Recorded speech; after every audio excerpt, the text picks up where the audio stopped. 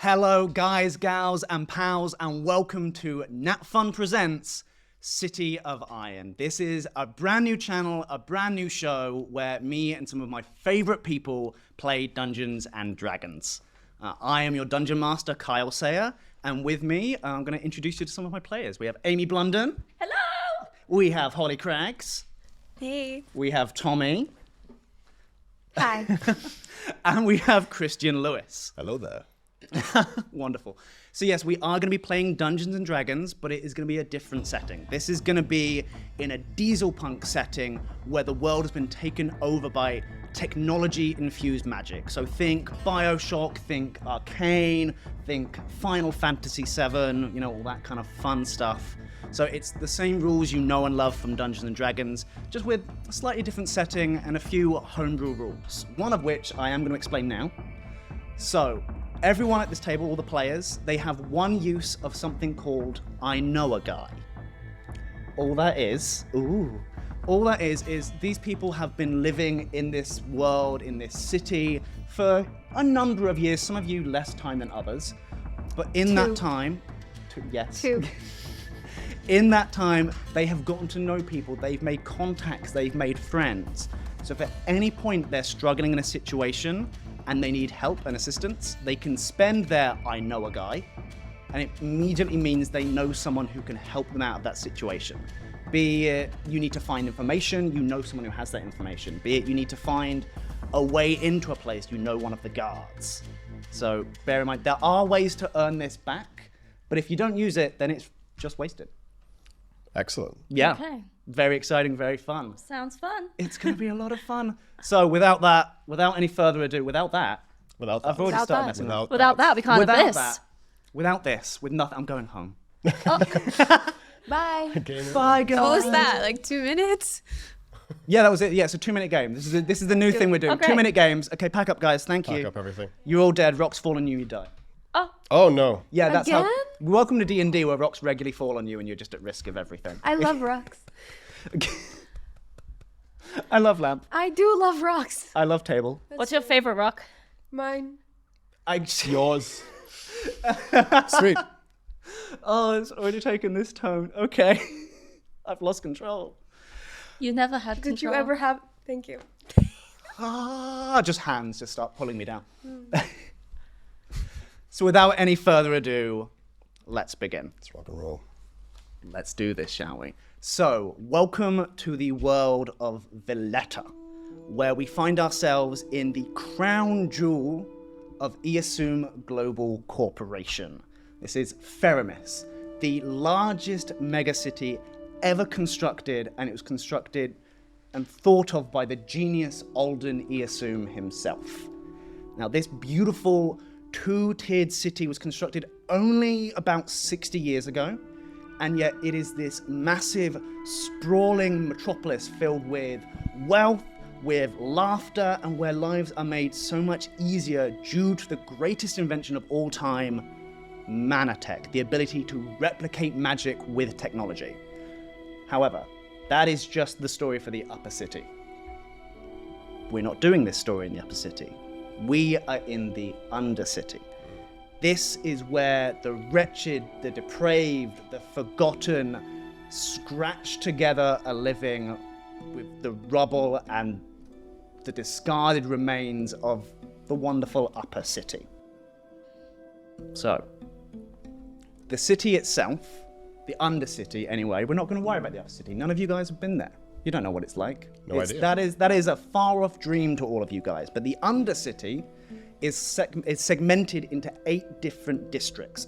Most of them are themed on different aspects needed.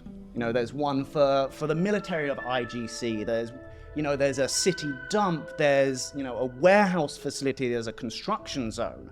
And where we are gonna start our story is in the construction district. See, as we pan over to this district, which is absolutely huge, the Undercity itself houses millions of people, all clambering over each other in these shanty towns, these poor slums to survive. The construction district is a little bit different, however. It is filled with huge, massive factories just spewing smoke and fog into the air to be sucked up by the canopy of IGC for the upper tier, so they don't get any of this poor, wretched smog. There are also massive holes in the ground where they are digging for ore and for stone to support themselves and keep construction going. You know, modern life takes a lot of resources. And we find ourselves in the basement of one of these factories, the very, very basement, where you can still hear like the rhythmic banging of metal on heated steel. And we come suddenly to a very quiet area where everything is muted. You can still hear the sounds in the distance, but you can't really see anything. Actually, none of you can see anything. All you can see is complete darkness. We're You blind. hear no light whatsoever. All you hear is muffled voices. You are struggling to breathe, as thing all I- of you are currently Don't breathe. bound, gagged, and tied to chairs. And all you hear, off in the distance, the only thing you can hear clearly is just, well, let's have a look at you then. All right, who we got here? First on up. And a bag is immediately whipped off your head, Grimes. Very quickly, your metallic eyes kind of very quickly adjust. There is low light in here, so you can see a little bit. You see in front of you a huge, hulking bugbear in a pinstripe suit with his little fedora on, hair kind of like busting out the sides. A bugbear is kind of, think like a Wookiee, but with almost like a goblin-like face. And you see in his very long, muscular, at the very end of his long, muscular arms, you see his massive hands have little bits of metal fully screwn into his knuckles so that he has permanent knuckle dusters. And he kind of just looks at you and goes, well, here we go. Grimes Cobble Spark. Apparently standing in place of Tink Cobble Spark. And he seems to be talking off to the distance to someone. You can't really see them. He goes, well, Grimes here owes 200,000 credits. Apparently his pop purposely ruined one of our purifiers for dragon spice. So we're going to do a little flashback here. We go back about an hour in time, all the way to the Undercity dump, the very southern district of the Undercity, where about half of this district is completely huge, monolithic anthill piles of rubble and scrap just piled on top of each other where the residents live. This is literally where the people at the top of Feramis throw all of their junk. Everything discarded, everything unloved, everything unused, everything they want out of the way, they just push over here. And because of that, the residents of the Undercity dump have built these massive fortresses of scrap and live within them. A, for protection from all the falling junk, but also people in the Undercity, you make homes out of what you have. And this place is in abundance. And we actually go right into the largest central pile of rubble, where go through narrow corridors, and suddenly we come up to an embedded old steam train, just like at a weird jaunty angle within the rubble. This is the metronome, which is your home, your residence, your father's shop where you help out all the time. And currently we just kind of see you sitting in there, just kind of like twiddling with some little bits, and like twiddling with your dials. And so, Grimes, what does everybody see? I'm Grimes, and I'm a 6'8" warforge that is just chilling with my lovely gnome dad in our shop. And I'm just working on my little speaker chest. This is actually where my voice is coming from. My lips don't move. Wait, it's just static, just nothing. Think of it as more like Right. every it time moves I to talk. mimic it. So Yeah. people probably naturally just like talk at Grimes's chest because that's where the sound's coming from, which is very weird. Right. Yeah. As a warforged gnome, I'm very tall, and so my dad wanted me to fit in, and having my voice kind of come from my chest I just felt like I was just not like the other kids, hence my all the time. It doesn't help that you're only a few years old and way taller than any of the kids the same I age. am the tallest gnome in the world. Yeah, especially the tallest gnome baby. I am. How old are you again? I am 2.5. 2.5. I am. So adorbs. I'm so cute. excited because my dad said my 3rd birthday is gonna be great. It is. Oh, he has so much planned for it. He's been nattering on about that on and off. He gets very excited. You are his proudest achievement. He always tells you about it. He brags to everyone. And actually, he's not in the room at the moment, but you hear him off in the distance. You hear his little gnome legs as you just say, Grimes! Grimes! Hello, Father. It's happened. We've done it. We did? It's beautiful. Yes, finally. IGC have allowed us to purchase the prison underneath this wonderful building. It's incredible. The expansion is going to be amazing. We've been trapped by the walls for so many years. We've been trying to purchase the prison, and they evacuated it. I guess crime is down or something. Strange. But anyway, so suddenly we're gonna purchase it. We're gonna expand. I'm thinking that maybe we can move the shop in there. It's gonna be amazing. Yes. Can you believe that? No. Oh, this is a wonderfous day, and we're gonna celebrate that tomorrow. Yes. We're gonna have a big celebration with that, and then 2 months after, it's your birthday. It is. It is. Oh, I've made you a special little something. Oh, you're going to love it. Okay. It's I can't tell you what it is. I'm very excited. I wish I could tell you what it is, but I can't. But you can. I could. Okay, maybe I'm gonna. Okay, Yeah. maybe I'll tell you. Yeah. Maybe I'll tell you. At which point you just hear a boom, boom, boom on the door, and without even he kind of turns confused, and without even waiting for someone to answer the door, you just hear the of someone forcibly sliding open the train door, and you see that same bugbear, a man named Tozak. Fully, he has to really hunch to get himself in there as he kind of stands up straight. Already right up against the roof of this thing, with 3 other kind of, creepy-looking thugs. All of them, one of them's got missing teeth, one of them's covered in tattoos, all holding on to weapons at their side. They all kind of come on in. As he immediately just goes, Tink Cobble Spark. Hi, can I help you? You can't, he can. No, we do the same thing. Fine. He owes me money. And now it's time to pay up. He's gonna go, I'm not going to pay. No, This hold is on. not a bank, sir. That was not part of the agreement. Yes, exactly. We're not a bank. That wasn't part of the agreement. You purchased me. You paid me for a service. I provided that service. It's not my fault the thing broke. It is your fault the thing broke. Would you like a replacement part? We have many. Right over here, we have our pipes, and over there, we have our cogs. You think I want pipes? Well, this is a scrap shop, sir. His faulty piece of equipment ruined our Dragon's Breath production. Now, sir, We lost millions. you can barge in here very rudely, but I will not stand and let you say anything my father does is faulty. I'm not saying it's faulty. I'm saying he did it on purpose. He immediately your dad is just kind of well, fuck, okay. Shit, he's kind of doing the thing where you see him slowly kind of backing up to behind a counter. Mm-hmm. And Tozak is just we've lost so much money. Mama's pissed. You fuck with the Iron Hand. So we want blood, or we want that money back. Well, that won't be necessary. Do you still have the warranty? What? Who the fuck you think you talking to? At which point your dad comes over the counter with a shotgun. Just, try it, motherfucker! I just move out of the way. Immediately guns drawn on everybody.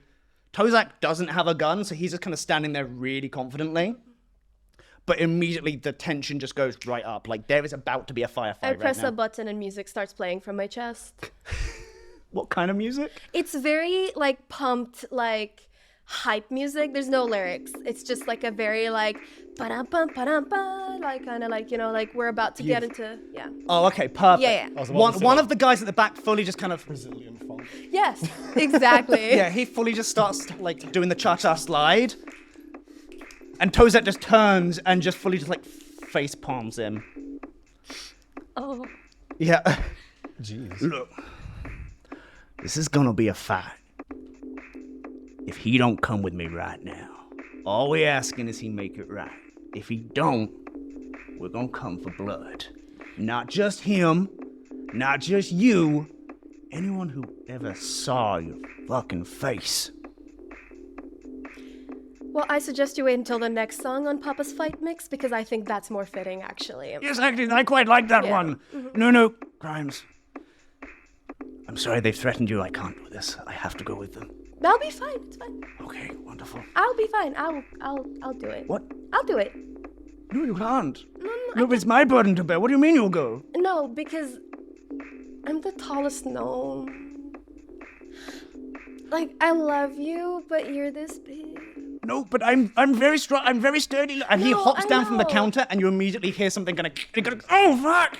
No. The shotgun goes off. Everyone kind of freaks out a second. He's like, fuck! I only had one shell for that. But you promised you won't kill anyone this year.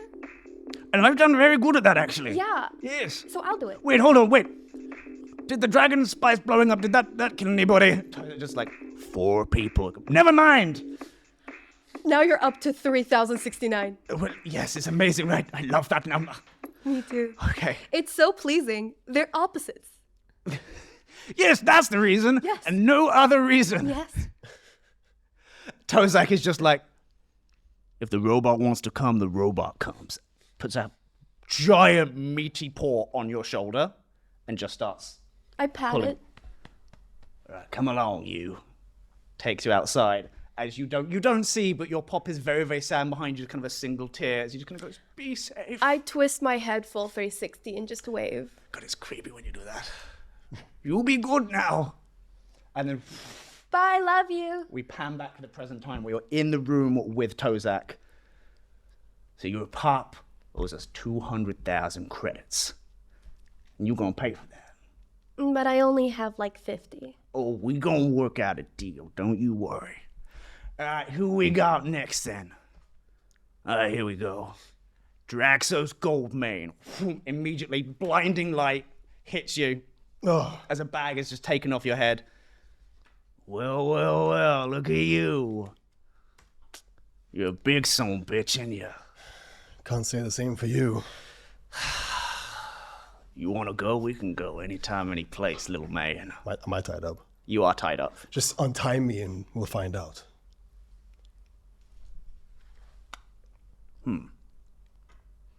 Maybe in a little bit. Let's see what we're working with first. Pussy. How much? He's gonna make an attack on you?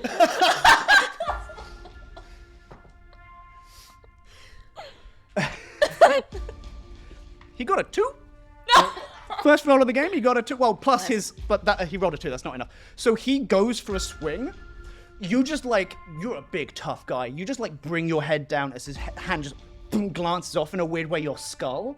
You feel the metal dots. It's one of those, if I hadn't used my head to block this, that would have really fucking hurt. You can tell this guy hits people for a living. Like, you know, this guy works for the Iron Hand. He is the right-hand man of Mama, who basically owns half, like probably not even half, like 2/3 of the Undercity. Nothing goes on that she doesn't know. She's the most terrifying figure ever. And IGC just let her do her work. But how much does this motherfucker own again? And you hear a voice off in the distance gonna go, oh, he owes 250,000 credits. Because that was it. Too much pride to take a dive, huh? You could say that. Yeah. Good at dishing out the hits. Don't like taking them, dear. I'm indifferent. And we're gonna pan back to about an hour, 2 hours ago, where we go actually not that far. We're still in the same district, except for you are in one of the bars that are in the construction district. It's probably like literally a 30-minute walk away from where you are currently. Like, you counted the steps. Everyone else was like transported here in cars. You were walked. Why the fuck not? Doesn't really matter. But we go into one of these like horrible, dingy, every movie you've ever thought of a dingy, gross bar where everything is sticky. The walls seem to sweat for some reason. It's horrifying. As you just hear in the background, the classic like basic music. And we see a bunch of people cheering, throwing drinks, holding like little tickets, as we see you in a ring, bare knuckle boxing 2 dwarves. One of them is completely unconscious right now. People are going absolutely nuts. You are like bare-chested. You're bleeding a little bit. They've thrown in some pretty good punches, but you are absolutely taking them down. The last dwarf is like fully like stumbling, like, I got you, buddy. Is he drunk? No, you just beaten him sense. This guy is like fighting to stay conscious. Right, okay. And everyone is just, you just hear them cheering, just finish him! Kill him! Beat the shit out of him! I'm about to win 50 credits! What do? You're in a ring with a dwarf, one unconscious dwarf and one who is... Well, he's doing some wild haymakers right now. I look at the guy who screamed that, I just kind of like wink at him. Yeah. And I step forward and I guess I take a swing at the dwarf. Yeah. Give me an attack roll, let's go for it. Starting off. We're doing it, we're rolling dice now, ladies and gentlemen. Ooh, lordy lord. That is... That's an 8. Then... Because I can't on my fingers so I can't do math. You can do it on your hands. 16. 16, that easily hits. 14, sorry. 14 still hits. This guy is just, he's a like weird muscle fat kind of thing. Okay. Where you can see like the outline of the abs even with the beer belly. So he's not difficult to hit. I'm not even gonna make you roll damage. You just like pull back your arm, just swing and absolutely take him out. And as you do this amazing fighting pose, the crowd cheers, alcohol is poured everywhere. What do we see? Who is Draxos Goldmane? Well, I am Draxos Goldmane, Leonin from the Oreskos Plains. Found myself in Faramis. 6'8", 260-ish pounds, golden light brown fur, full metallic chrome metal arm, left arm. Got lost in a tragic situation from full his Winter past. Soldier situation, right? Literally. Yeah. So he's he's making his living, he's making his money from bare knuckle fighting, and as you can see, he's loving it. Absolutely destroying people. Immediately, you come out of the ring, you head to the box, you know you get free alcohol for this. Everyone is like patting you on the back. Everyone is trying to be like, oh, I'm gonna bet on you in the next one. Oh, he's solid. Thank you, sir. Immediately, you kind of sit down at the bar, and your friend / employer, I guess, Keeve, comes on up. He's kind of short. He's like 5'2", has these digitigrated robotic legs, and he is. Oh, how do you say that? I'm gonna get this wrong. He is a Hadozi.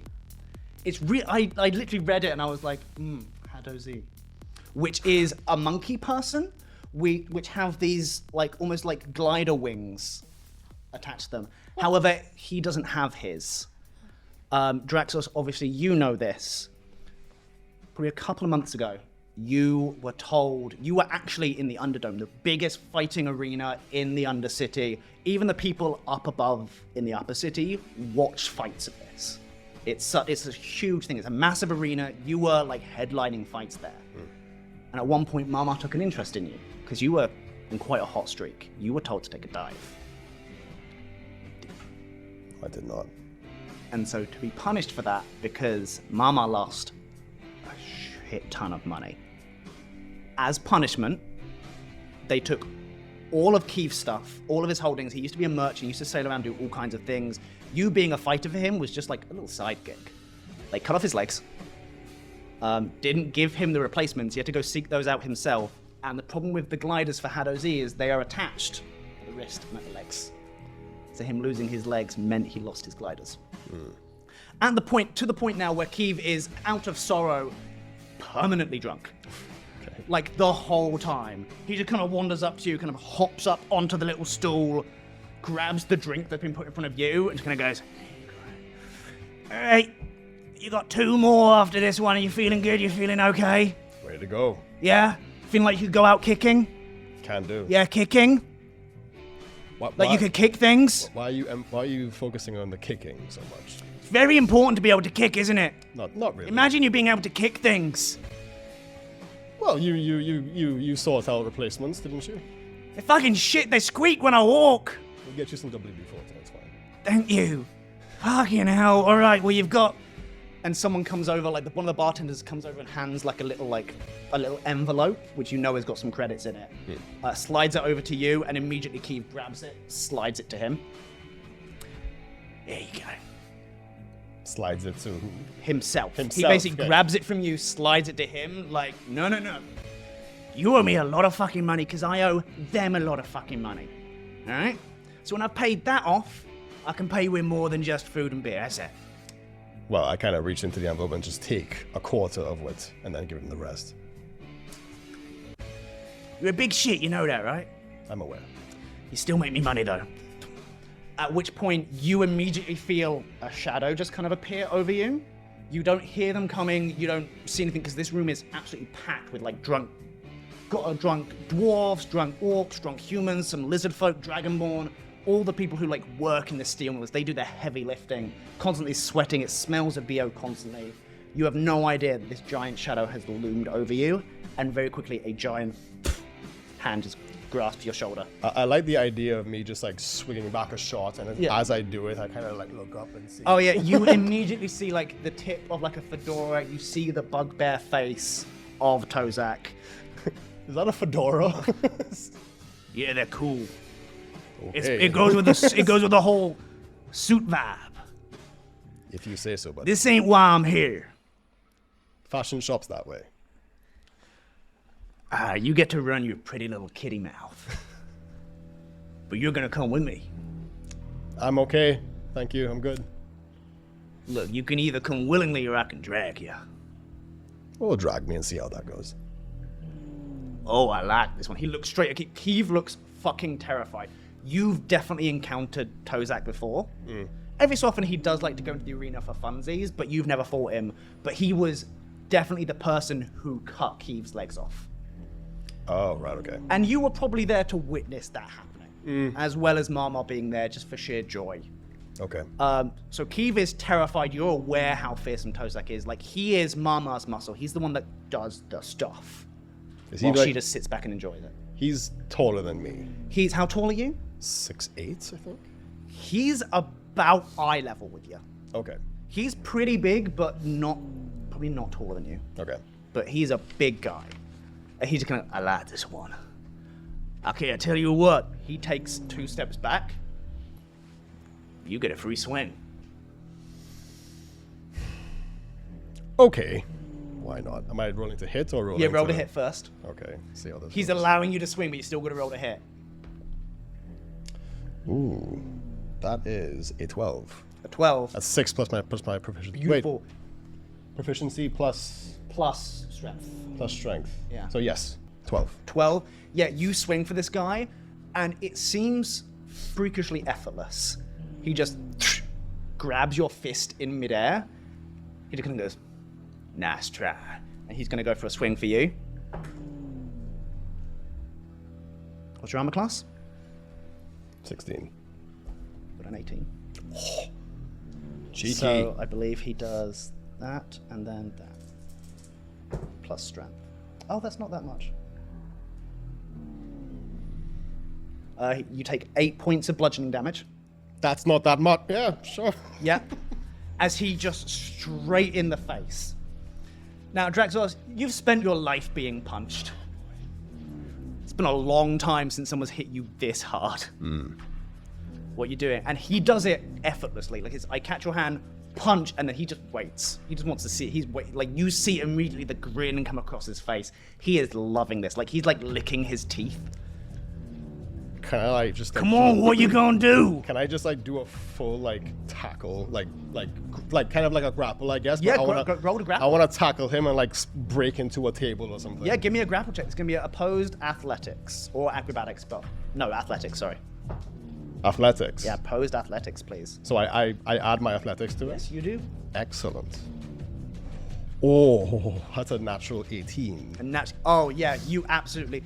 He's like, oh, come on then, and you just, like the lion in the lion fierceness about you, just grab him, hit him in the midsection. He like doubles over you. You don't crash through one table, you crash through 2. You just run through the first table, throw him on the second, which immediately cracks under his weight. All right, respect. He's gonna hit you back at disadvantage because you are grappling him. He misses. He's trying to get an arm around you. He's like weakly punching your back. If you want to hit him again, you get to do it with advantage Sure. because you're grappling him. Let's do it. We've already started a fight. D&D. Yep, 17. 17. Yeah, you hit him. Roll down. Oh, you don't roll. It's just 1 plus strength bonus. Okay. I guess it's a D4, right? No. It's because it's unarmed attack. You Right. should do 1 point of damage plus your strength bonus. Also 5. Yeah. So you whack him for 5 points of damage.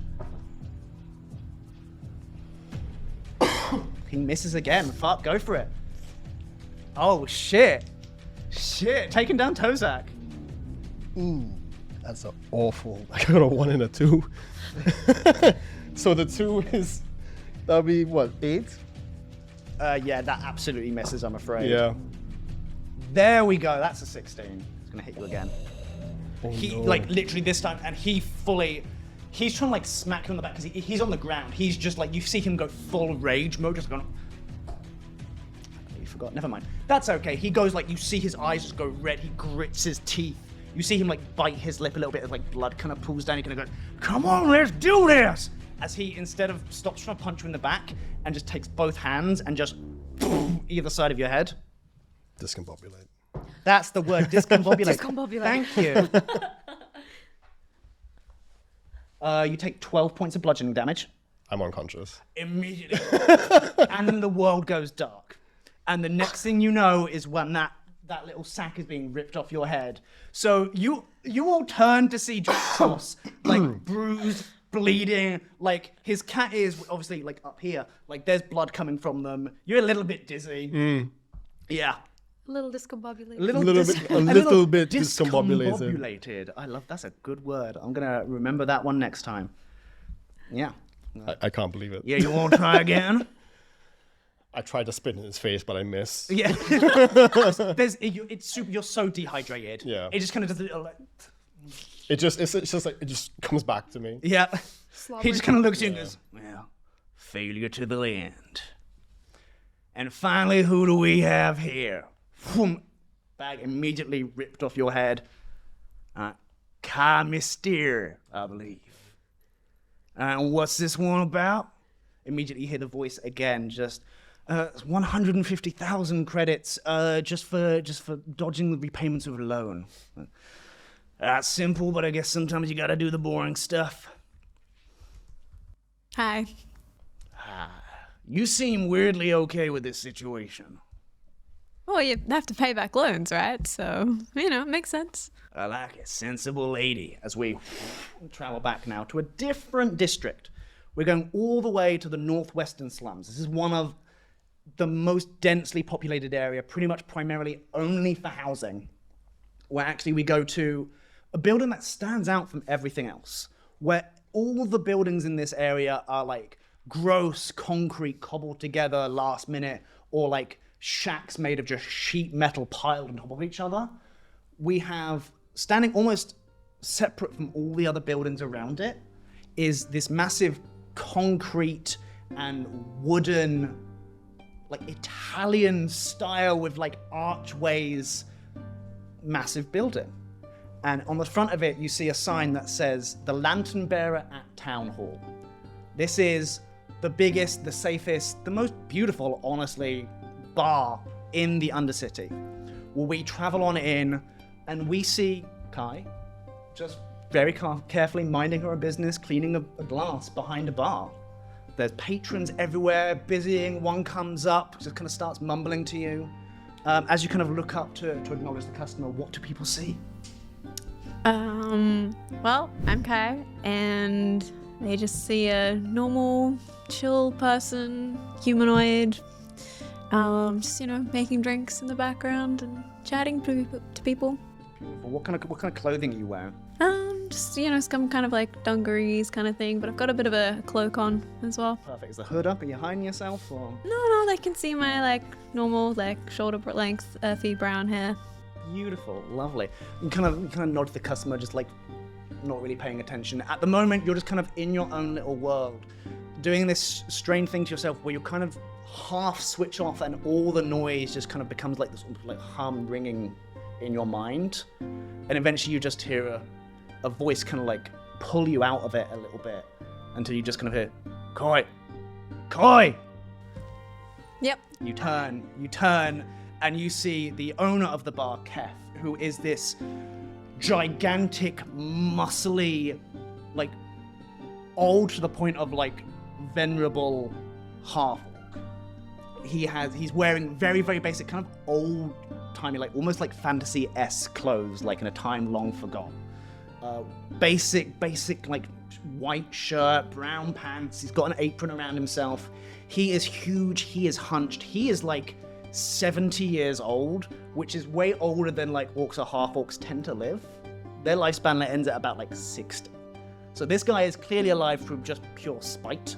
He permanently has that grumpy look on his face, despite the fact he is actually a sweetheart. Yeah, he's really friendly. He's a very He's like nice a guy. cuddly teddy bear on the inside. He is. It's that kind of weird, grumpy grandpa energy. And you see, like, half his face is covered and his skin is twisted from this long, long burn he has. As he just kind of looks over you and just kind of goes, "What, Kai? How's he been today? Is he busy? Is it quiet?" Oh, look around. It's, there's a couple of people, normal There's business. a few people, not too bad. Tell you what, how are you settling in? You've been here a few months now. How you getting on? Yeah, I'm good. I'm all settled in my, apartment, lots of books. Oh, my cat's really, enjoy it. You got a cat? Yeah, a little black cat, but it's got a little tuft. Oh, cute. Okay, perfect. Well, not really with the point I was trying to make, but right. No, I just wanted to come and check on you, just see how you're doing. You've been sitting in well. I know the girl like Pip, Leaf, they love you. They say I you're know, great. they're at great your job. friends. Yeah, no, I've seen you chatting. As long as you're still doing your job and all that, it's perfectly fine. Now, how have you? Obviously, I think you're new to this district, right? You were in a different district before. Are you getting okay with everything? Yeah. All right. Well, look, I know this place is obviously like safe. Like obviously, crime, everything. Like no one can come in here. This is neutral zone Very and all safe. that. Yeah, exactly. Perfectly safe. But still, I just wanted to let you know that I've heard some rumors. The streets are dangerous at the best of times, but I just want you to keep an eye out, okay? Because I've heard like there's movement with gangs, and apparently there's this like new drug or something out on the streets. And when something new comes on the streets, suddenly it's everywhere, and apparently it's really dangerous. So I just want you to keep an eye on things, okay? I just want you to be careful. Like if you need to get someone to like walk you back home at the end of a shift or something, just a little bit concerned, alright? You gonna be okay? Yeah, I'll be good. I'll be good. Beautiful. Well, tell you what, it's busy enough, but it's probably gonna quiet down soon. So I'm gonna head back to the office, do some paperwork. All right? You got this? Yeah. Beautiful. All right. Good kid. As he kind of wanders off, and immediately you hear double doors, and you see standing there, pinstripe suit, feeling really proud of himself, walking on in, and behind him you see two massive figures, two ogres, who tend to be like his primary bodyguards. The rest of you didn't see these guys, but you see them, two massive ogres kind of lumbering in, one in like camo pants, big giant combat boots, wearing like a leather jacket with an eye patch, the other one in like striped white wife beater kind of shirt, weird Hawaiian pants and flip-flops. These two massive ogres kind of lumber in behind them as he just kind of looks around a little bit. And everything stops. All music stops. There's always music in the background. Conversation stops because everyone knows who Tozak is. And everyone knows I know who Tozak is. You probably... I don't... give me a history check. See if you know who Tozak is. Surely I would know who Tozak is. This is going to be very, very low. People probably would have talked about him. 15? Oh, yeah, you know extensively about Tozak. He is Mama's right-hand man. He is the one behind anything the Iron Hand does. He's the one who goes and does the stuff. So he is the muscle. He is the iron fist of the Iron Hand. He just kind of wanders in. You don't know if he knows who you are. He just kind of looks around and goes... So I haven't met him. You've not met him, but you know of him. He just kind of looks around and goes, "Looking for Kai?" I'm just gonna like duck behind the bar and pull my hood up. Disappear. Just immediately disappear. Just, "I'm looking for Kai. Any of you?" Crickets. Literal crickets. He just kind of looks around, can't do anything. Because you know he cannot. The rules of the Lantern Bearer at Town Hall is you cannot start a fight in here. It is literally, legally, the Lantern Bearer at Town Hall it's technically a government building owned by IGC, which means you cannot start a fight here. IGC is Iasum Global Corporation. They are the corporation that created Feramis, they created Manatech, they created all of the cities around Viletta. They are they're kind of like the only mega corporation. They basically own the world, apart from like one little section, but don't worry about that.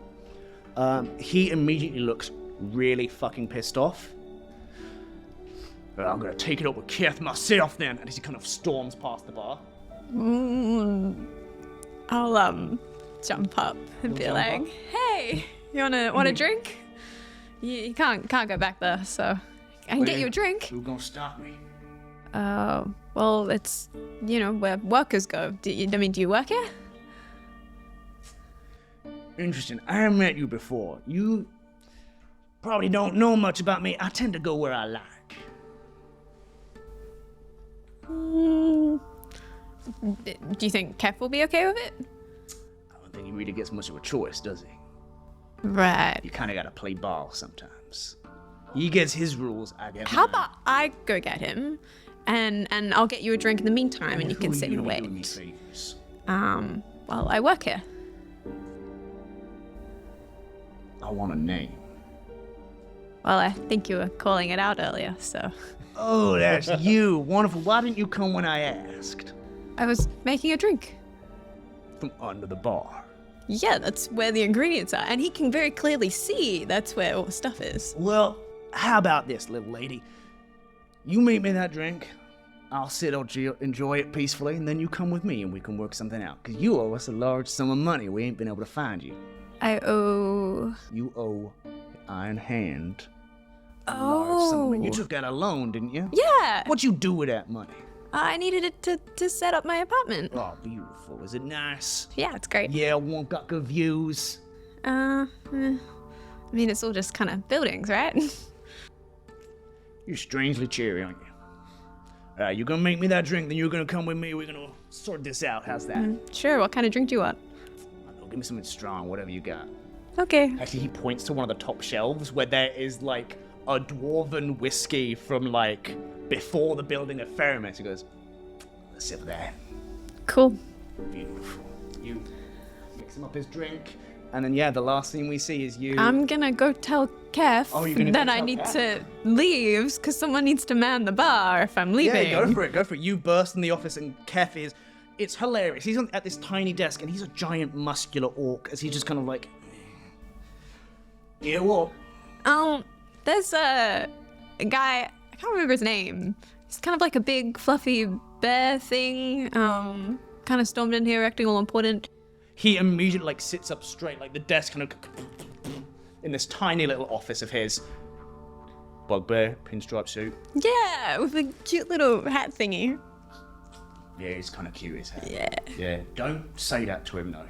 Oh, okay. Yeah, it's not about Tozak. Why is he here? Well, apparently I need to go with him. Why do you need to go with him? Well, I, had to get some money to set up my place to get all settled here, so... You took out a loan from the Iron Hand. You took their money. Guess? Girl, I thought you were smart. Oh, why'd you do that?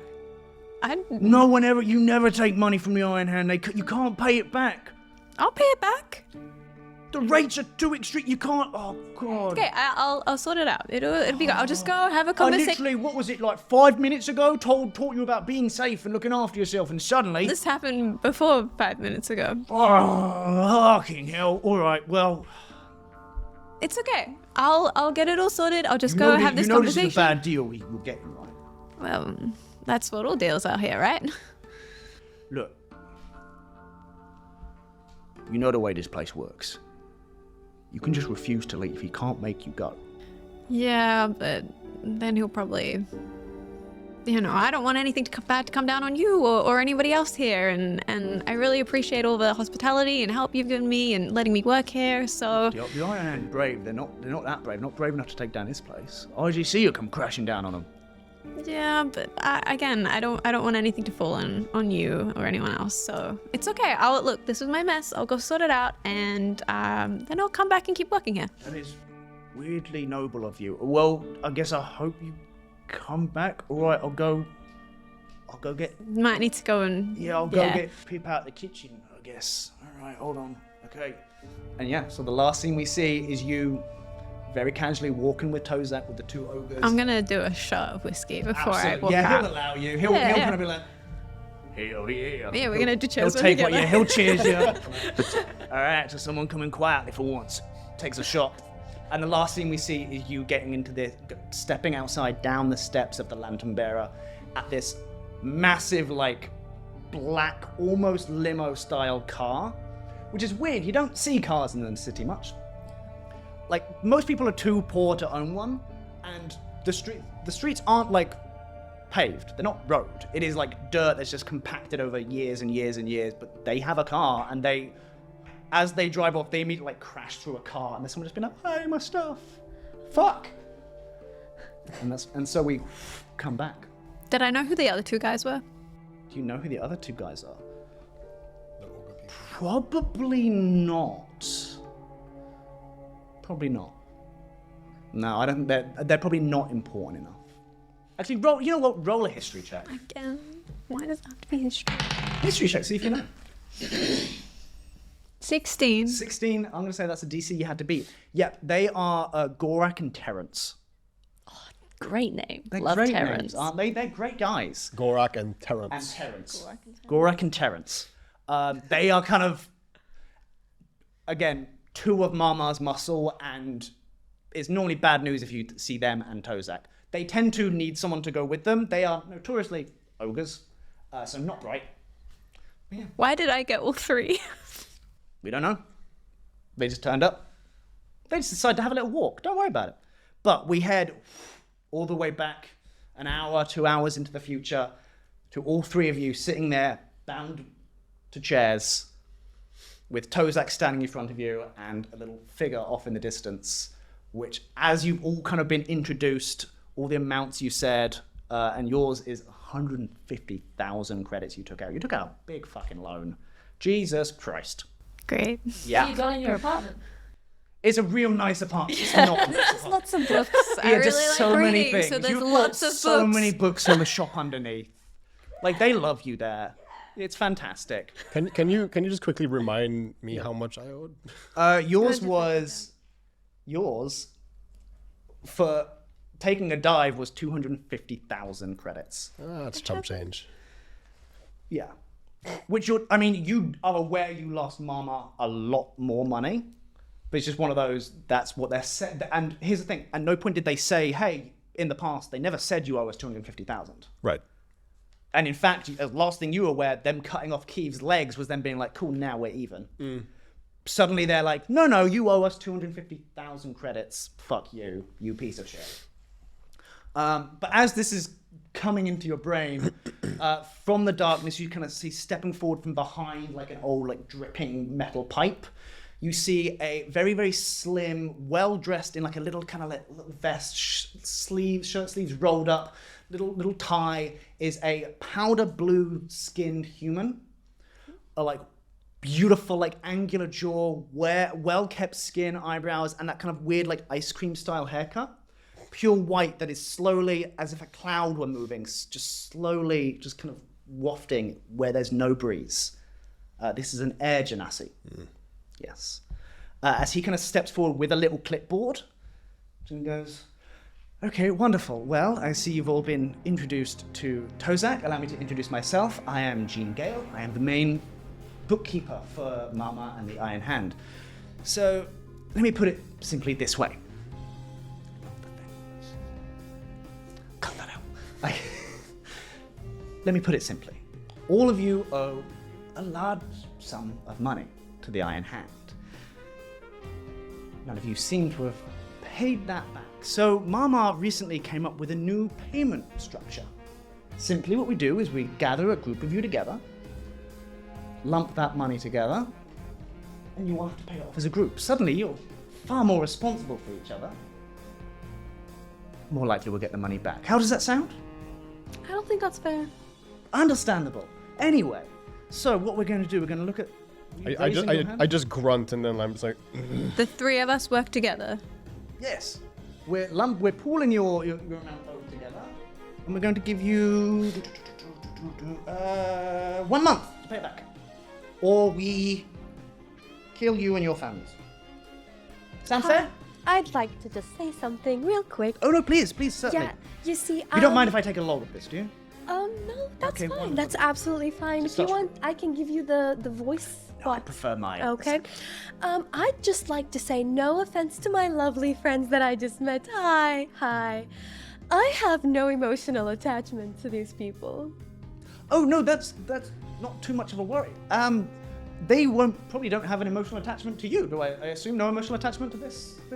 Yeah, so metal I'm gentleman? emotionally attached to the 200,000 credits that my father owes. Yes, wonderful. Yes. So here's the logic behind this, right? Mm-hmm. It's actually quite ingenious. Mum, a very intelligent woman, if you've ever met her. So, someone runs out on money they owe. They owe, let's say, 100,000 credits, right? They run out, we can't find them. If we do find them, we go, hey, you pay us that money back, or we're gonna cut your legs off, or we're gonna kill you and then kill your families. What normally happens is, they either try to run, at which point, well, pooh, we can't find them. Or they try to get some money, but they don't get the correct amount of money, then we have to kill them anyway and take whatever there is.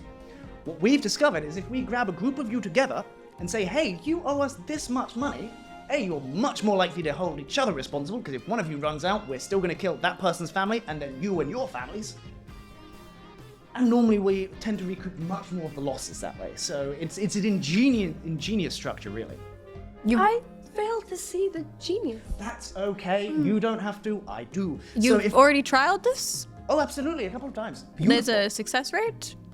It seems to work, yes. I like your suit. Thank you very You'd much. be very good working in a bar. No, I like my job. I don't want to work in a gross, sweaty bar. That would be weird. No, I think you'd be really good. You're a strange lady. Okay. I feel like you blink like once every 5 minutes. Like, just blink for me. There we go. Thank you. Wonderful. Okay, now we're just gonna. I have one more question. Okay, please. Yes, I'm not gonna have other things to do today. I have raised 200,000. Can me and my dad leave? Only if the others have raised the amount to add on top of that. You are responsible. So that's the point. You're now not just responsible for your own money. You're responsible for their money too. Yeah, It's I all see. about collaboration, which is beautiful, isn't it? But if we reach And my this is- goal, Yes. can I leave? No. But see, I promised my dad, and it's my birthday in like Oh. 2 months. Yeah, in 2 What now? months. And Oh, he, 2 months. Yeah, and he prepared something for me, but he didn't tell me Well, what. good news. And You're- I prepared something for him. Oh, well, that's lovely. Well, here's the good news. You'll pay it off in 1 month. Then you can, go out in a month, celebrate your birthday with your father. Just, yay, I paid off the money. Gangs aren't going to kill me. The gangs can't kill me. Okay, good luck with that. So, let me just look at the money here, the financials. Okay, so we have, what is it? It's 200,000 credits owed by Grimes. Drexel's Goldmane, That's me. 250, yes. And Kai Mystere, 150. So if we add them all together, we're going to round that up, add tax, add time taken, add labor taken. We're going to round that up to 1 million credits you all owe. You have 30 days to pay that off. How does that sound? Real Good. quick, I'm unconscious, right? You Or know, am I you're just- conscious. You are conscious. I'm conscious. You are conscious. I choke on punched- I he- choke on the blood that is dripping from Yeah. my mouth. Like I don't think your maths Not is to right. offend you. No. If it's correct. Show me. Not so He shows you a offend clip. Well, he Show kind of me. writes something on a clipboard, and he shows it to you, and he just kind of says, "I do what I want." You see, my father built in a calculator because I deal with the shop as well. Pretty sure that the number that you have given is incorrect. Oh yes. Let me show you the same thing. I can't I do what I read- want. I can't read that. I can read this, and I show him the calculation. Wonderful. Well, here's the thing. You don't really actually get a say in it. I'm just formality is nice, right? Formality is the kind thing to do. So, no, not want to care. Well, it's going to happen anyway. So you can refuse to do this. It just means we're going to kill both of you, both of your families, anyone who knows you, anyone who's ever talked to you. sorry, can I see that little thing you drew on your paper again? Yeah. I spit on it. Does it reach this time? Yes. Shakes it. Yeah, that one, pretty glob of like bloody spit. Yeah. Shakes it off. Well, so very, very simple. You have 1 month to pay back 1 million credits. But we're not without our kindnesses. Of course, we will offer you opportunities to maybe cut some of that money down. How does that sound? We're helping you. We're very kind. We're not completely I terrible. have a question. Please. What can we do to cut it down? Well, do I have an offer for you? Are you ready for this? All you have to do, it's very, very simple. You just have to do a little collection for us. All you have to do is head off into the city, head to a place called the Arcanis Pages? Yes, Arcanis Pages, that's the one. And you just have to collect a small item for us. And just bring it back to us. We'll be at the Neon Alcazar in the What Pleasure item? District. It's very, very simple. It's this, apparently it's about dinner plate sized. It's a hexagonal stone tablet of some kind. I don't know. Apparently the person owns the shop, is holding it for us. So you just have to go and do that. What's this called again? The Arcanis Pages. Who's holding it for you? It is a person called Harriet Peters. And they know that you're going to Yes, get people to they are collect it? aware someone is coming. And that's it. All you have to do is go collect it, bring it to us. We're going to be at the Neon Alcazar on the Golden Mile. Main base of operations. Don't tell people I said that, but main base, everyone knows, main base of operations. Neon Alcazar at. Neon Alcazar at the Golden Mile in the Pleasure District. And any of you would know, Pleasure District is where the fun stuff happens. It is all the casinos, all the theaters. It is actually the most well-constructed area in the Undercity. There's theatres. Yeah. I have arts. There's arts. There is arts. In poverty always, strikes up the arts and that kind of thing. Yeah. Out of strife comes art and love and beauty and D&D. And Grimes. I want that on a t-shirt. And Grimes. And Grimes. And Grimes. Yeah. Beautiful. So yes, I take my hand out of the screw and then just pull my hand out in front of me, so out of the. yeah. Oh yeah, you can just plug my hand out. you unplug your hand. Yeah. That we're not gonna make that canon. And then I'll plug allow it it back. for this narratively, but if you have to do it again, I'm gonna make you do rolls. No. I'm very emotionally attached to my hands. I wouldn't do anything. Okay, good. Yeah, I just want to take off the hand. That's how you narratively fuck the DM, being like, yeah, can I just remove my hands? Cool, I can never be captured again. Yeah. No, I listen. I will stay, but now I am no longer bound. Okay, can we go get the item now? Yes, of course, absolutely. Hi. Yes. How does this reduce our amount? What do we get for? Oh, we'll reduce the amount owed in 1 month by 100,000 credits. So we'll only owe 900,000. 900,000 credits. Isn't that a wonderful amount? See, we're generous. For a simple parcel collection, 100,000 credits. Can it be 200,000? I'm afraid not. No, the price is set. What is the price of the item? I don't know. What is the item? A stone tablet, hexagonal in shape. I don't know. I've just been told that this is a thing that we need. Do you have a photo? No. Photos are super rare and expensive here. Or like a drawing or anything? Okay, and he draws you a hexagon. Is that? How's that? Is that better? Wonderful, yes? No. Good. You're all... I'm gonna lose my hair over this. So, very simple. All you gotta do, go collect, pick it up. She knows you're coming.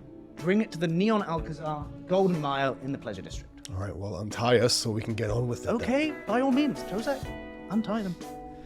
Jose kind of walks up. Doesn't need to untie you. Just gonna go, I'm gonna watch out for that next time. Unties you, walks up to behind you and just kind of whispers in your ear, just like, sure you don't want to tussle again?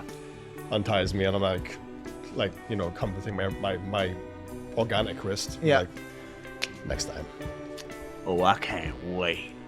I'll come find you. I kind of do that thing where you touch his chin, you're like, Okay. That took a whole different...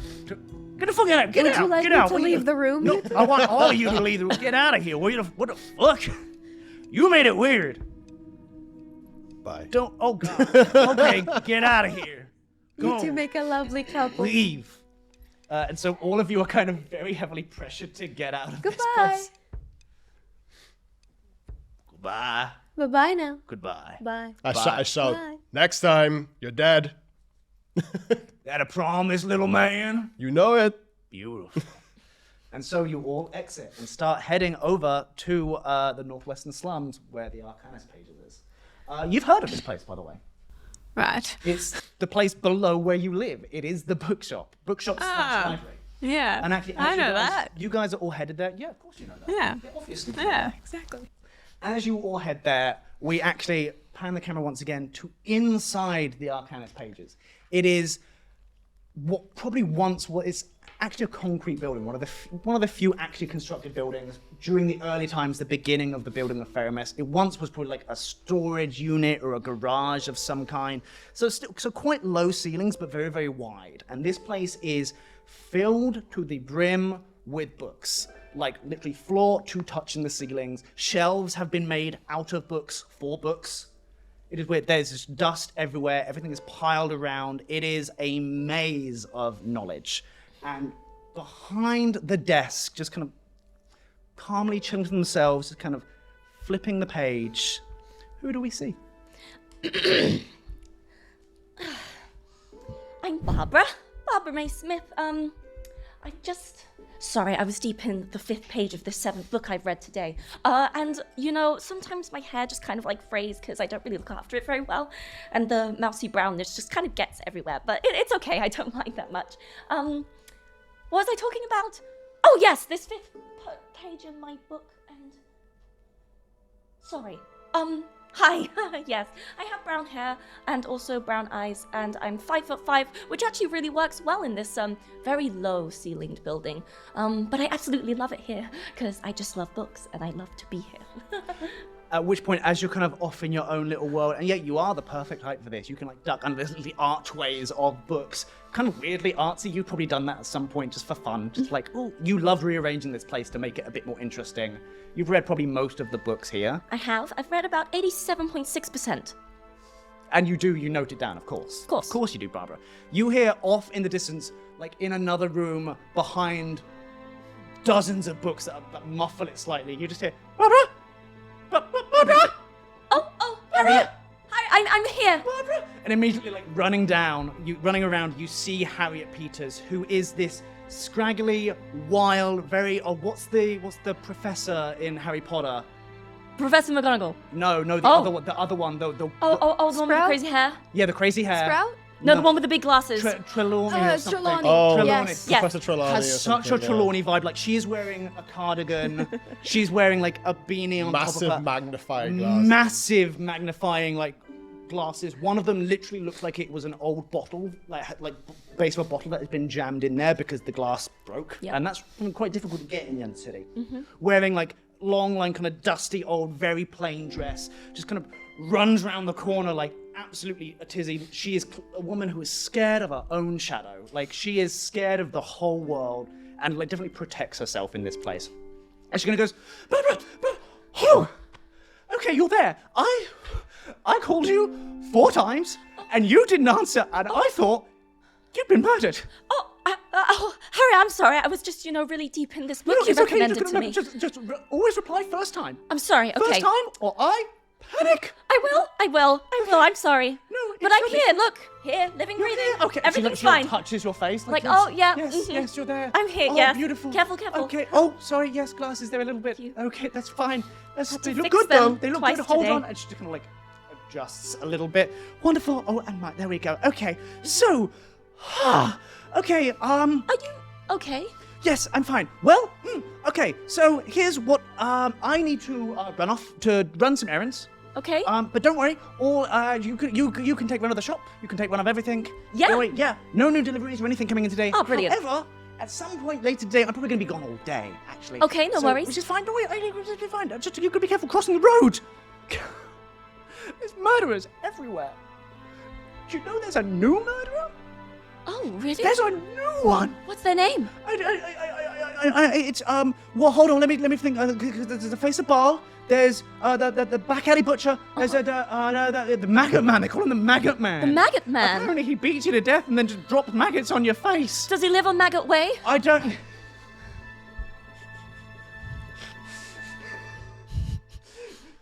She's married to the maggot man. Oh my goodness! I reach down and I carry a satchel with me all of the time, and I pick out of it this notebook. It's very old, it's leather bound, it's been very obviously used pretty much every day. And this is basically Barbara's personal notebook where she writes everything down. Everything. She likes to kind of believe that it's her own personal history of her life and the city around her as she's grown up in it. So she now writes down that the Maggot Man, who lives on Maggot Way and is married to the Maggot... Well, she was married. She was married. So the Maggot Man is actually a she who lives on Maggot Way, who was married to... All I know is he's called the Maggot Man. Maggoty details. The Maggot Man! And she writes down all these details just to keep, Just keep a little eye. As you're doing that, full on Harriet pulls out like a brown paper bag, which has clearly seen a lot of use, and does a whole like... for like 5 minutes.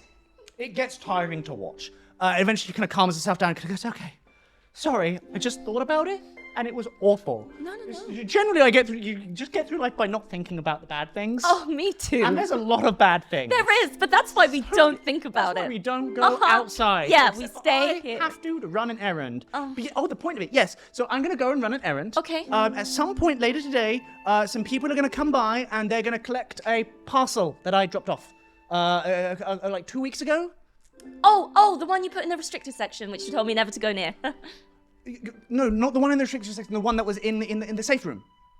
Down the basement in the safe room. It was Oh, the yes, little, to the left, little down the hexagonal third- stone tablet. Down the third pile Yes. of books. No, to the restricted left, section. and then... I just don't like you going there because it's a bit spicy. It's a bit too much for you, I think. I know, I'm not quite ready for the Yeah, spicy I don't think you're ready section. for that. And there's a lot of them have pictures, and I just don't want you to do that.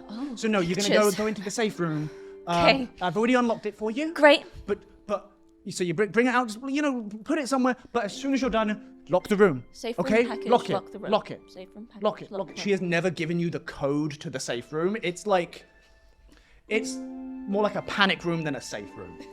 It fully, only she knows the code. If ever you've needed to go in there, she has, unlocked it for you and left it, but she does not let people know the code. Well, wait. So Harriet, does this mean you're finally gonna give me the code? You're gonna give me the code? No. My panic room. So, Look, if anything ever goes wrong, you can come in there with me, but I'm not going to give you the code. Because what if ever you get bitten by some kind of weird, strange werewolf or something, and you start coming for, and you come for me, and I've got to hide in the room. If you know the code, you can unlock the code. But right now, I turn into a werewolf and a paper bag. but Harriet. Maybe not. Just, If the package is in the safe. Yeah, it's unlocked. It's unlocked. It's unlocked. You just go in. Just open. Just go in. It's unlocked. The door's open, and then once you're out, you close the door. Okay. There you go. See, I it's got simple. it. Okay, there you go. Wonderful. Yeah. Perfect. Right, I'm just gonna go grab my bag. If you go grab the thing now, which is a Yep. little hexagonal stone tablet with lines on it and stuff. Okay. Okay, beautiful. Thank you. Okay, Cool, let me yeah. just go get my bag, and you head off. You Yep. go down and I head down, I go downstairs, I pass the third stack of books, and then turn left, and then I'm greeted by the door of Yeah, the which safe is room. slightly ajar. Yes. And it is a big, heavy door, the kind is. of white paint across it, which is kind of chipped from use. You open the door, and there are a few things in here that, there is a little safe. Most of it is there is a blanket, there is a pillow, there are snacks. This is clearly, she goes here to calm down. And this is, like I said, she's afraid of her own shadow. This is where she goes to freak out. Yes. And she is always prepared for anything to go wrong at any point. And you go down to a basement, and people aren't really allowed to. This is one of the few places that has a basement. People are not allowed to tunnel underneath the ground in the Undercity Ooh. for many reasons. But and you would know this. You read up on it. Indeed. IGC fully bans people digging underground. Actually, give me a history check. Give me a history check. Oh, Lore dump. Ha ha We ha. love a little lore dump. Oh, that's an 18 plus, Plus history bonus. which will be a 22. 22. Oh, you read about this like a week ago. I did. Yeah, and you remember so many things. So a good, probably about 20, maybe even 30 years ago now, people in the Undercity dump, everyone was doing it. Everyone was kind of tunneling a little bit because there's very limited space and people are living on top of each other. So a lot of people, to give themselves more space, would tunnel down, obviously. Makes sense. Especially there are a lot of races that live in Fairymas that do naturally tunnel, like dwarves and goblins and kobolds and all sorts. Problem was the people in the Undercity dump, they tunneled down and broke through to an IGC facility. It was a prison, which obviously caused mass panic. Some of the prisoners escaped. IGC had to close off a section of the prison. and basically we're like, cool, well, we've now lost this section of the prison. Fuck you, Undercity. And then just fully, they were like, cool, blanket illegal. No one can tunnel because we don't want you breaking into our facilities and ruining shit. So yeah. Cool. So you know that for a fact. Great. But yeah, so it is very impressive that this area has A little basement. with a panic room. But yeah, you go into the room. It is very, very simple. Make a perception check.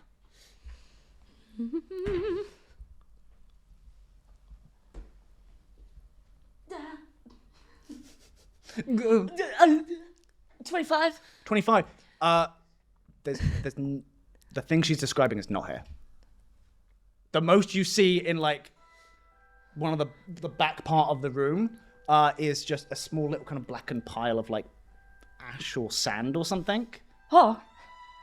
Wait. You put it there. You put it down there. It was definitely here. I leave the room. Yeah. I spin around 3 times and I go back in the room. I'm like, right. Still nothing. You're just a little bit dizzy now. She got a 25 for that. Yeah.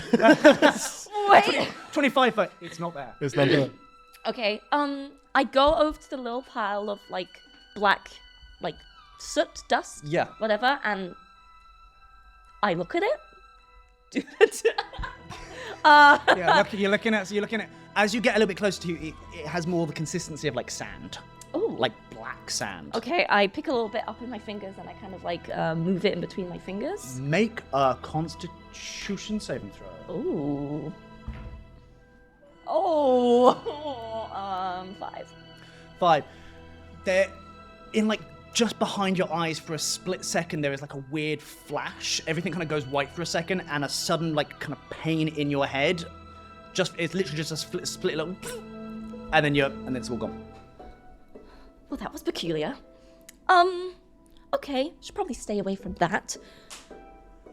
I quickly run back upstairs, hoping that Harry is still there. Harry, she is counting things, like putting into her bag, being like, okay, put that in, and then that, and then dumps everything out. And goes, okay. Yes. Harriet. Hi.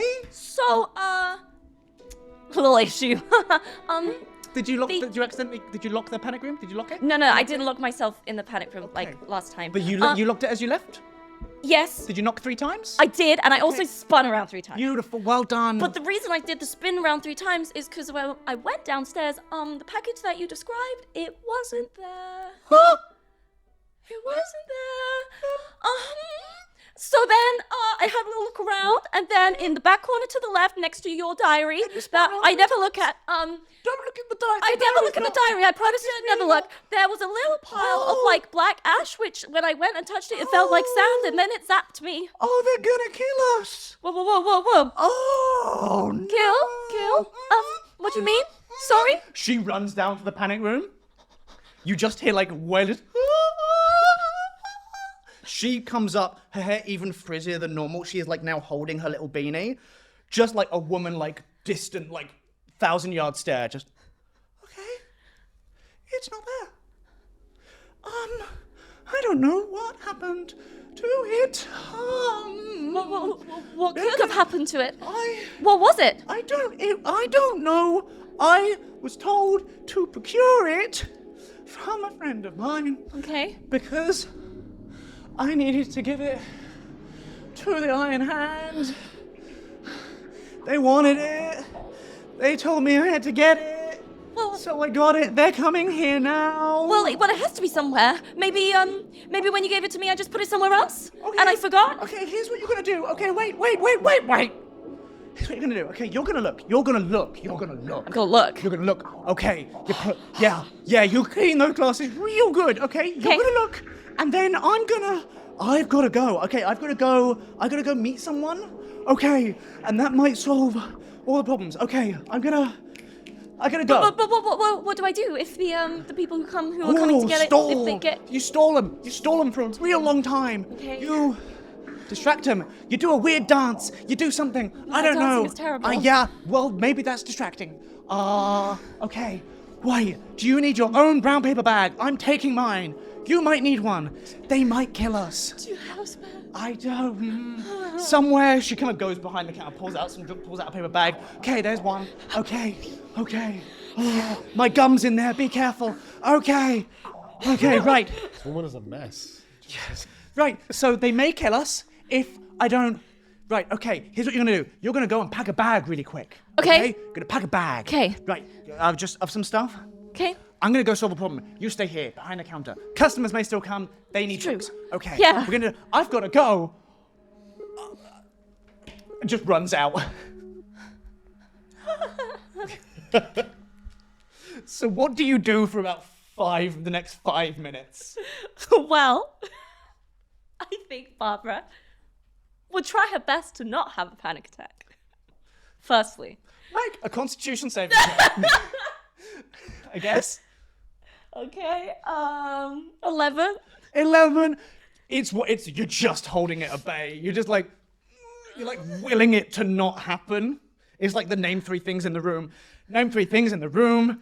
5. Oh, sorry, 5. 5 Well, that's things. why it's only just working. Fair. Yes, 3. She's saying 3, Umbrella, not table, books. 5. Yeah, books. Is there books? So many books. Okay. Books.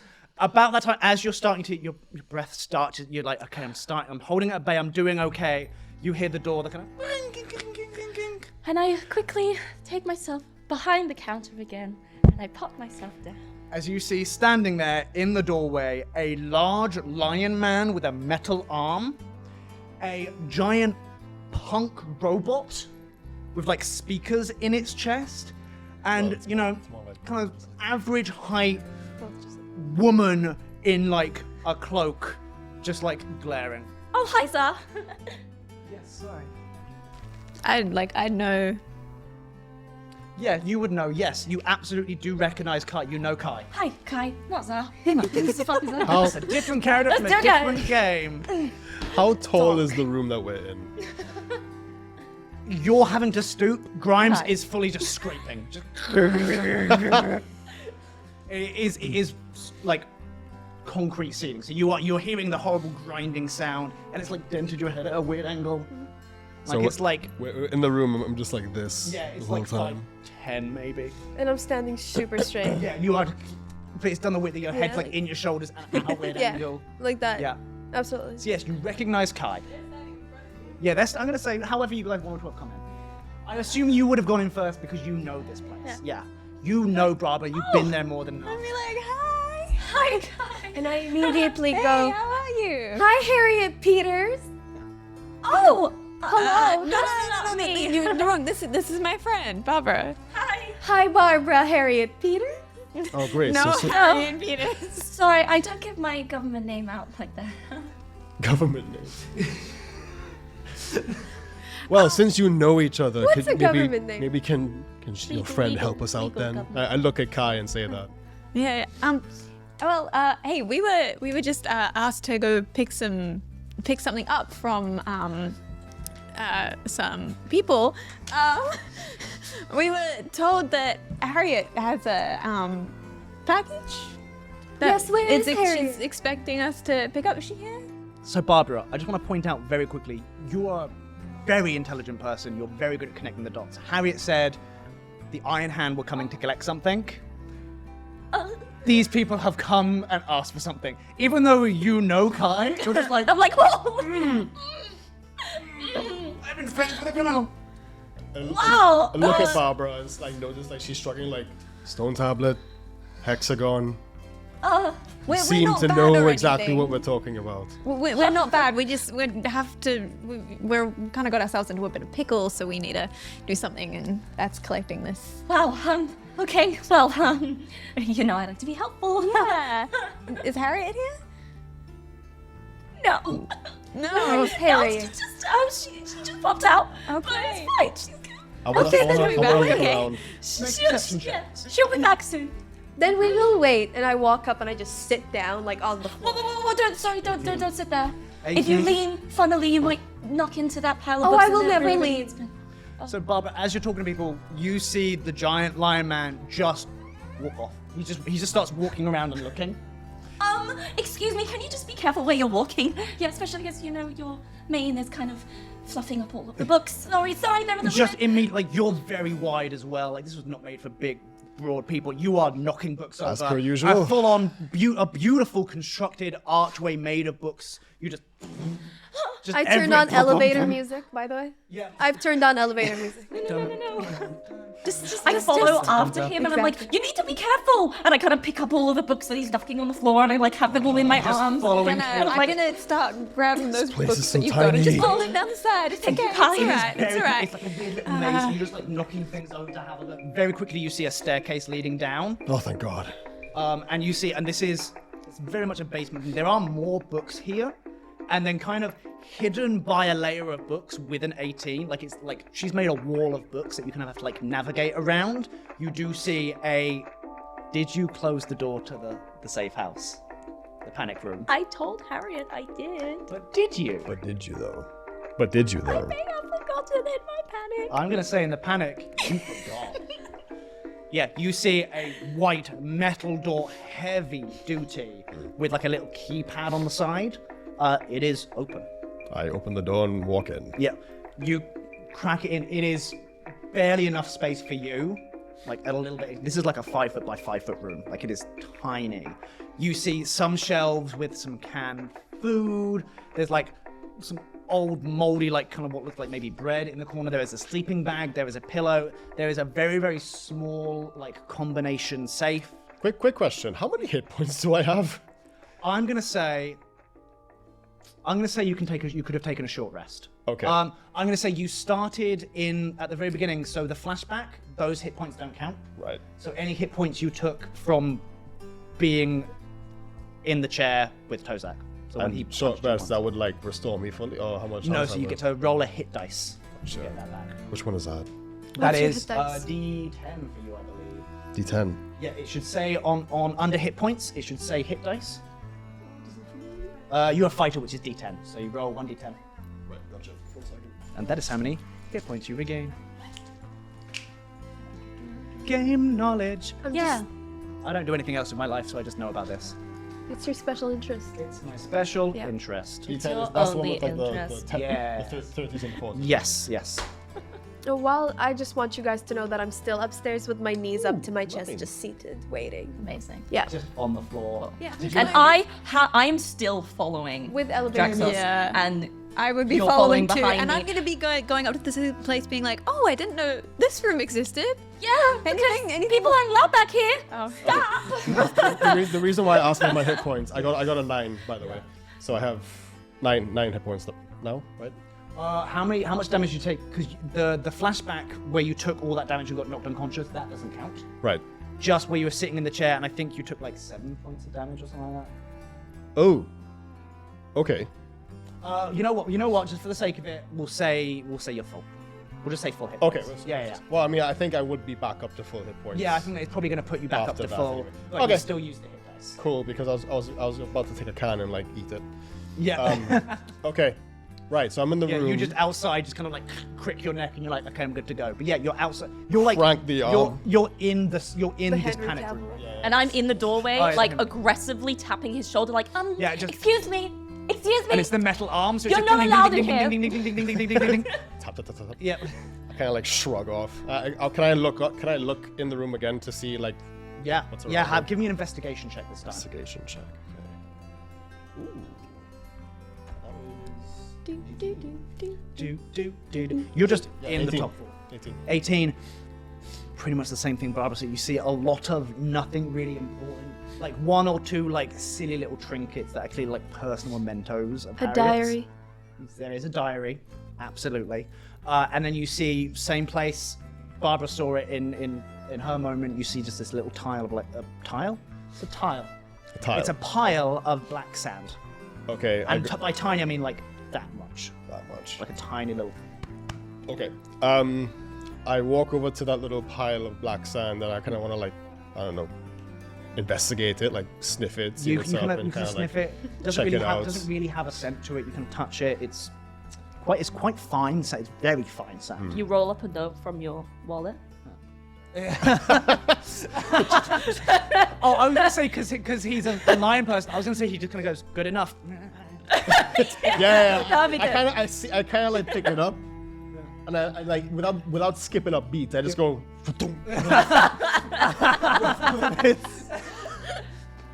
It's like the best sound. It's so fine. Almost as fine to the level where it feels almost soft. Okay, I get up and I like shake my mane and like Yeah. all forms. I was like, right, Yeah. where's the tablet? You do have the tablet. Stone tablet, hexagon. Where is it? Okay, no. It's kind of funny you asked me that question, because that's exactly the same question that I was asking myself about 5 minutes ago. Okay, well, Yeah. either you find it or you might have some issues. At Okay. this point, all of you again hear a. Hi, Fred. A customer. You see walking in, there is a human, a large lizard folk, like almost like crocodilian at this point, with like lower jaw, completely metal, like bear trap style. Wearing like some combat armor, kind of like you know, a stab-proof vest or something. And then there's also a dwarf with them as well, who has like, you know, purple mohawk kind of thing, all looking vicious. Like these are clearly some kind of like weird thugs or something. Like they've got like scrap metal armor. One of them has like the dwarf has like a hand on a pistol, a very large like revolver type thing. The lizard folk just absolutely nothing, just like full bare chesting it. And the human like has some kind of like baseball bat with nails in and like a little like small pistol at their side, just comes strolling on in. You just hear like, all right. Hi, are any of you Harriet Peter? Nah, funny that. Actually looking for Harriet ourselves. Me too. Let's wait together. I hear this and I walk upstairs and I look at Barbara and said, stay here. I'm like, okay. And I sit in the middle of the panic room and I cross my legs and I just slowly. I'm just gonna like go over and like comfort and be like, Just it's okay, it's alright. We'll sort this situation out. I wanna like reach into like a pocket and pull out like a small little bottle of whiskey and be like, yeah, you drink. Small yeah, bottle of whiskey. small bottle of whiskey, like one of the little hip flasks. Travel black. So she's never drank a drop know, of I liquor don't in her drink. life. I just want my help. But in this moment, I take the ball out of Kai's hand and I just go. I look back, like, oh god. She's like fighting you off to keep drinking, like. While that's happening, yeah, the little human who like is this wiry little guy, like with this like big neck tattoo, just kind of like basic vest, combat pants, big baggy, just kind of like, yeah, looking for Harriet ourselves. As you come strolling up, what? Who's this? So it's a human crocodile thing And a dwarf. And a dwarf. Dwarf woman, human man, crocodile. Yeah. And I guess I'll just paint the image because, like, obviously we saw me in the bar, and at that point I was like shirtless and like fighting, obviously. Yeah, yeah. But now, because I have like heavy, you can say heavy armor, but it's more like Kevlar. Yeah. And it's like similar, like I'm not gonna say like a football armor type situation, but Yeah. it's padded. You know, it's like chest Yeah, yeah. piece. There are some shoulder, plates on it. Yeah, like shoulder pieces and that kind of thing, like tactical, like Yeah, combat yeah. trousers, that kind of stuff. Yeah. Your stuff was like grabbed by Tozak and his thugs and brought. Yeah. Same with all of you guys. You all have your stuff. Yeah, you definitely look. I mean, you look fearsome with your shirt off, but now you've got like combat stuff. And same with your character. Stop it. It's begun. But yeah, you're looking pretty tough now, and these guys clearly are also kind of geared very, very similarly. Not, I mean, it's the Undercity, so no one's geared particularly well. But these guys, they, like, you can see bits of dried blood on the bat, you know, all that kind of stuff. And Grimes is standing there with like half the ceiling and like their forehead. Well, Grimes is like sat on the floor currently. With my he knees sat up. on the floor, Yeah, okay. with my knees up playing elevator music. Okay. All right. Weird that I was doing that, I think. get- That's immediately a gif. Yeah. It was just from my GIF. boobs. GIF. GIF. GIF. GIF. Come on. GIF. It's GIF. graphics. GIF. Yeah, The creator of the GIF said it's a It's GIF. definitely a GIF. He definitely I heard did that not from my He friend. did. He said Yeah. It's a GIF. gin. No. Okay, off topic. Right, so I get up there, like, see them, Can we help you? Yeah, we're trying to find Harriet. You seen Harriet? She You know a stepped out. Harriet? She stepped out. Interesting. All right. Well, you know what? Don't worry. We heard there's a little package here we're to collect. We're also here to collect. Oh, well, that's interesting, isn't it? Yes. Wonderful. We can wait together. I Would look you at- like some different tunes? Maybe tunes off, actually. Tunes off. I look at Grimes and I'm like, yes, of course. Well, We're here to collect a package, it seems. wonderful. All right, well, since we're here, I lower the volume. good enough. Since we're here, you don't have to worry about it. Tell you what, you guys head home.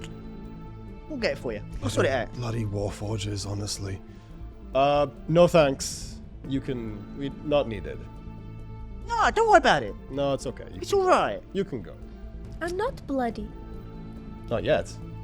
I cannot be Yeah, bloody. don't you have like some weird kind of just internal like liquid fuel or something, not blood? Yes, would you like to know more about I'm that? absolutely good. All right, I'm fine. Okay. Thanks anyway. They're not bloody because they haven't killed anyone yet.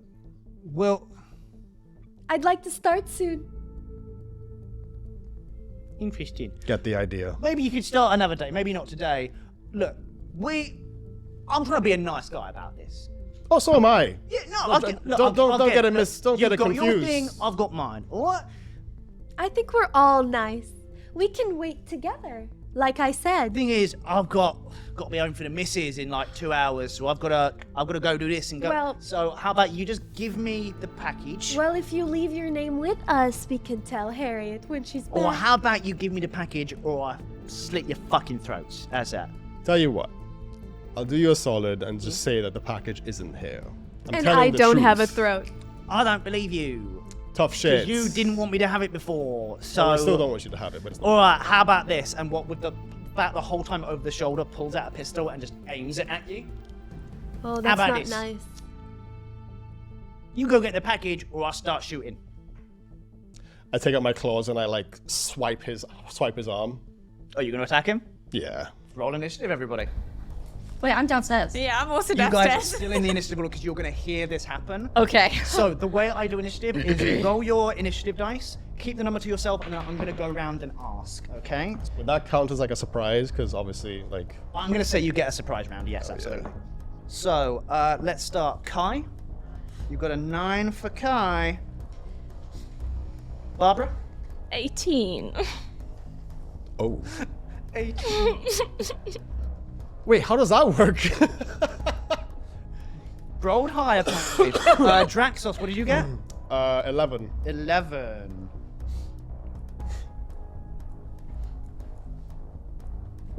Grimes? 18. Well, actually, because it is surprise round, you get the first swing on Right. this thug who has pistol pointed at you, clearly ready for a fight. Okay, so it still rolls a hit, right? Yeah, roll a hit. Yeah. You're just swinging with your claws, right? Is Just my that, claws, just my claws. is that claw strike or? It is, yeah, yes, claws. Yeah, right. because you've got your claws. Yes, it's not Yeah, so unarmed. it'd be slashing. Yeah. That would be 10, 14. 14 hits. Okay, so that's my Guy is wearing shitty little armor. Come on, buddy. What is that? 2. 2 points of damage. Yeah. Would that be past my strength mod? Absolutely. Ah. So 6. 6 total. Lovely. Beautiful. So now we're going to initiative. So you probably hear some kind of thing going upstairs. I want that to like hit his arm. Oh, you specifically. absolutely. You like dig your claws like into the bicep and like tear a little bit, and you do see like a little bit of meat kind of pull off his arm as he immediately freaks out and starts screaming. Yeah, man, he pointed a gun at me. Yeah. What do you want? You- Oh, and I definitely hear that you scream. definitely hear some screaming, Barb. Ah, what the hell's going on? And I run Yeah. up, Yeah. and then I kind of stop behind one of the makeshift walls of books that I've like made to look into the main shop area, and Yeah. I just see this commotion happening. Yeah. But the one thing that springs to my mind is they're gonna get blood on my books. As you think that, literally, you see Draxos rip into his arm, tear off a chunk of this human's arm, and immediately just blood spatter just across the walls and books. Is there any on me? You're probably sitting down, so I think it goes over you. Okay. Okay. Could just be like. As I see this, I feel this anger, this just like power welling up inside of me, and it's almost like I just cannot control as I hold my hand out to say, "Stop, you're gonna ruin this shop!" And a ball of chromatic energy comes out of my hand, dealing thunder damage towards the people in the front of the shop. Wonderful. Okay, roll to hit with the spell. Roll to hit. Okay. Remind me, what do I do? So C20. Yep. Plus your spell attack bonus, which is your intelligence modifier plus proficiency of 2. That's 17. 17. You strike this guy full on in the chest. Great. Now, I don't know what the damage of chromatic orb is. Okay, so I hurl an orbit of energy, target. On a hit, the target takes 3d8 damage of the chosen type. Jesus, roll 3d8 damage. Ooh. Yes, no? Yes. 7, 8, Oh my god. and 2. 17. 17. That's a lot of damage. I need to check this for a second. You hit this guy so hard in the chest. All you do is everyone else, you don't see, you're downstairs. So you don't know what happened. You might hear something. The two of you turn as you see Barb like behind books freaking out. You watch for a second, her eyes kind of flash this like weird purple color. Her head kind of rockets back for a second, and then all of a sudden she starts mumbling things in strange languages you don't understand.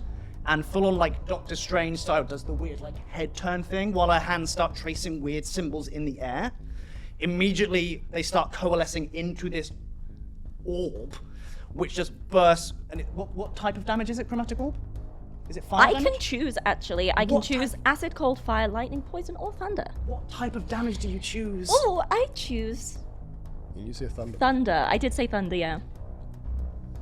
Thunder, feel the thunder. The guy just explodes. Yeah. You see her, like this coalesced force energy. Like all you see is the air just start vibrating faster and faster and faster. Like full on like, God, what's it called? Like not the Harren gun, the thing Naruto uses. The Renin gun? The Sengun. The That's it. Sengun. Like full you see like That's a Sengun energy as it just like flies out from this weird like strange literally lights in the air in these geographical shapes.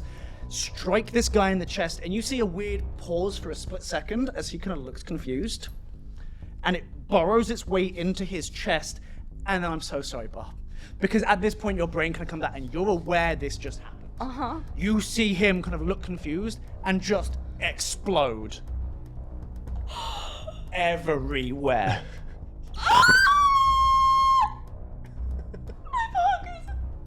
Grimes, you are covered.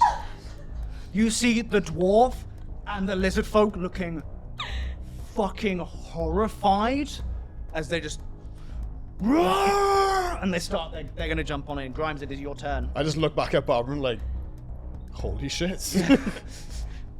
We're gonna assume you're screaming and panicking for the rest of this fight. Yes, yes, yes.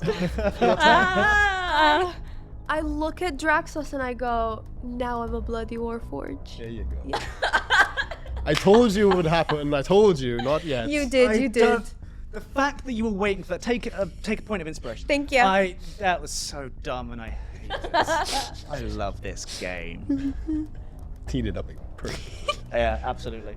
Oh my god. Okay, so which one died? Not the lizard. The human. The human. The lizard folk is just standing there. The lizard folk has gone like full like tensing as well. You can see the muscles straining against his own skin and scale. Like And he is. And the dwarf?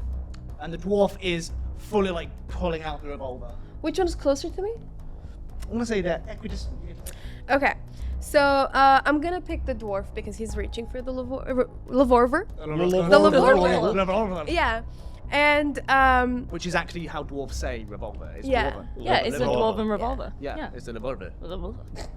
Oh, yeah. Suddenly the dwarf lady is just like, oui. Oh, the mayor. I thought I'm about those to were like sit naturally here. Scottish. You strange robot man. why is French in this universe? It's not. It's dwarf. Okay. No, I've made that canon. Yeah.